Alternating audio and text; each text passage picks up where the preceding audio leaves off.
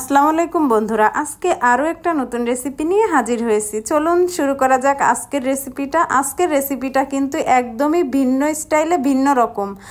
আশা করি আপনারা দেখলেই বুঝতে পারবেন। আগে কখনো এই রেসিপি ট্রাই করছেন কিনা আমি জানি না, তবে যদি এই রেসিপিটা আপনারা ট্রাই করে থাকেন তাহলে অবশ্যই আমার কমেন্টে জানিয়ে যাবেন, আর কেমন হয়েছে আমার এই রেসিপিটা বলে যাবেন।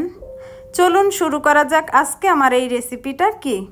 আজকের রেসিপিটা হচ্ছে নারকেল দিয়ে কিভাবে শাপলা ভাজি করতে হয়, এটাই আপনাদের সাথে শেয়ার করব। শাপলা ভাজিটা গরম ভাতের সাথে একদম জমে যাবে।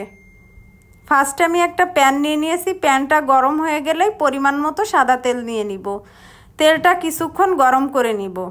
এরপর এখানে আমি আস্ত জিরা নিয়েছি। জিরাটা আমি তেলের উপরে ছেড়ে দিব, কিছুক্ষণ ভেজে নিব।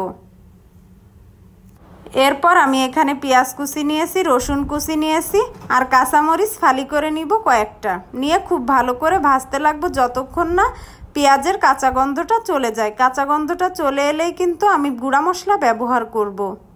এই রেসিপিটা আপনারা একবার হলেও ট্রাই করে দেখবেন। সবাই আপনার রান্নার প্রশংসা করতে বাধ্য হবে। ছোট থেকে বয়স্ক সবার এই রেসিপিটা ভালো লাগে। এখন পেঁয়াজের কালারটা কিন্তু চেঞ্জ হয়ে আসছে। এখানে আমি পেঁয়াজের পেস্ট নিব 1 চা চামচ, রসুনের পেস্ট নিব 1 চা চামচ, নিয়ে কিছুক্ষণ ভাজতে লাগবো। আমি এই মশলাটা ভাজতে লাগবো পেঁয়াজ আর রসুনের কাঁচা গন্ধটা চলে যাওয়া পর্যন্ত। আমি এই শাপলা ভাজিতে একটু কম মশলা ব্যবহার করছি। কম মশলা ব্যবহার করলে মনে হয় খেতে ভালো লাগে। এবার আমি এখানে গুঁড়া মশলা ব্যবহার করার জন্য সামান্য একটু পানি দিয়ে নিব। আমি সবসময় গুঁড়া মশলা ব্যবহার করার আগেই কিন্তু পানিটা ব্যবহার করি। পানি ব্যবহার করলে গুঁড়া মশলাটা কিন্তু পুড়ে যাবে না, আর মশলাটা খুব ভালোভাবে কষানো যাবে। আপনারা সবসময় মশলা কষানোর আগে একটু সামান্য পানি দিয়ে নেবেন। এখানে আমি 1/2 চা চামচ জিরা গুঁড়া নিয়েছি, 1/2 চা চামচ ধনিয়া গুঁড়া নিব। আমি 1/2 চা চামচ লাল মরিচের গুঁড়াটা নিয়েছি।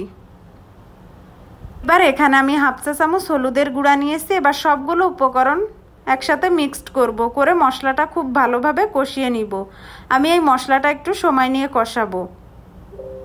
আমি শাপলা ভাজিটা কিন্তু ফার্স্ট টাইম খেয়েছি, আপনারাও একবার ট্রাই করে দেখতে পারেন। আমার কিন্তু অসম্ভব ভালো লেগেছে এই শাপলা ভাজিটা, তাই আপনাদের সাথেও আমি শেয়ার করতে চলে এলাম। আমি এখানে শাপলাটা খুব ভালোভাবে কেটে নিয়েছি, কেটে ছোট ছোট টুকরো করে নিয়েছি।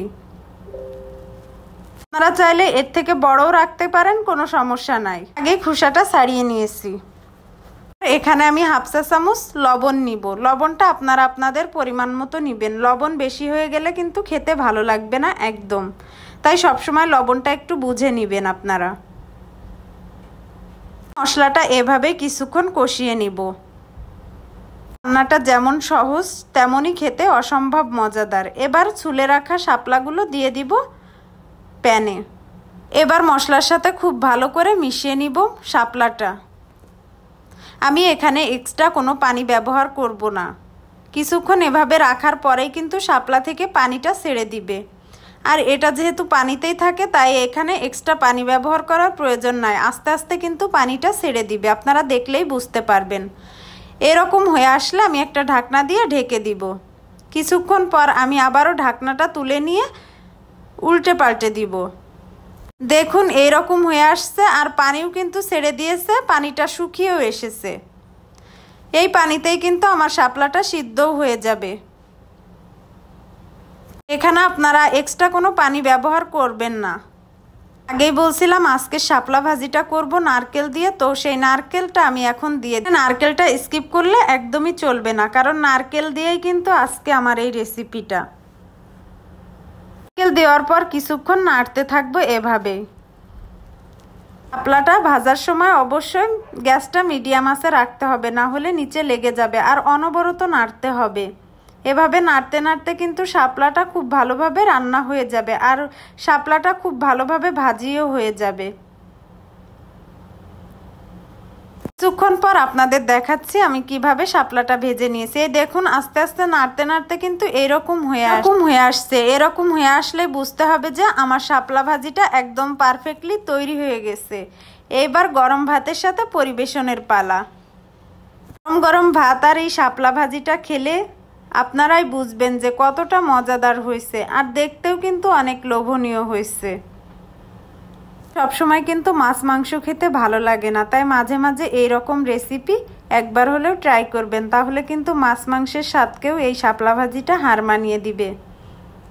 কিছুক্ষণ এভাবে নেড়ে নেওয়ার পর এইরকম হয়ে আসলে আমি শাপলা ভাজিটা তুলে নিব। আমি আপনাদের সার্ভ করে দেখাচ্ছি যে আমার শাপলা ভাজিটা কিভাবে আমি করছি।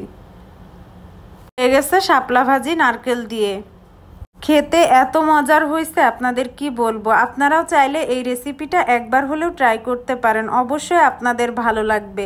আমার পরিবারে যারা আছেন তাদেরকে জানাই অসংখ্য ধন্যবাদ আমাকে এতটা ভালোবাসা দেওয়ার জন্য। সবাই ভালো থাকবেন, সুস্থ থাকবেন, আল্লাহ হাফেজ।